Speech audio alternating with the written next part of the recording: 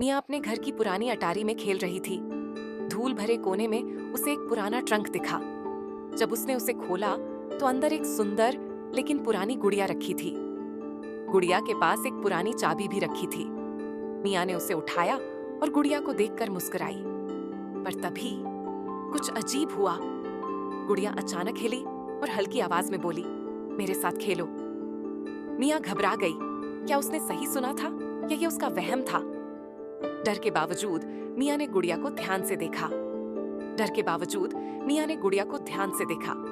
उसके सुनहरे बाल और कांच जैसी आंखें अजीब चमक रही थीं।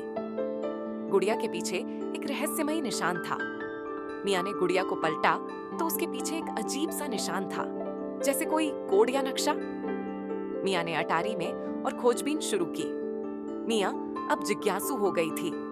उसने अटारी में और खोजबीन शुरू की और एक पुरानी अलमारी के अंदर कुछ चमकता हुआ दिखा।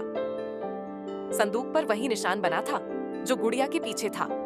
मियाँ ने अपनी गुड़िया के पास मिली चाबी निकाली और संदूक में डाली। संदूक खुला और अंदर एक सुंदर पुराना म्यूजिक बॉक्स रखा था। जैसे ही मियाँ ने उसे घुमाया, एक हल्की धुन बजने लगी। जैसे ही धुन खत्म हुई, हवा में हल्का सा सुनहरा धुआं उठा और एक नर्म, जानी पहचानी हंसी गूंजी। मियाँ ने चौंक कर देखा, वह उसकी प्यारी दादी थी। उनकी आत्मा मुस्कुरा रही थी। मियाँ, ये गुड़िया मेरी सबसे पसंदीदा थी। मैंने इसे खो दिया था, लेकिन तुमने इसे ढूंढ लिया। दादी ने मियाँ के सिर पर हाथ फेरा और उसकी आंखों में प्यार उमड़ आया। अचानक गुड़िया की आंखों की अजीब चमक गायब हो गई और वह सिर्फ एक सामान्य गुड़िया बन गई।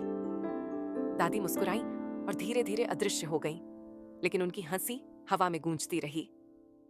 मियाँ ने गुड़िया को अपने दिल से लगाया और महसूस किया कि वह अब अकेली नहीं थी। उसकी दादी हमेशा उसके साथ थी। उस रात मियाँ ने फिर से म्यूजिक बॉक्स बजाया, लेकिन अब कोई आवाज नहीं आई, जैसे वह अपने काम को पूरा कर चुका हो।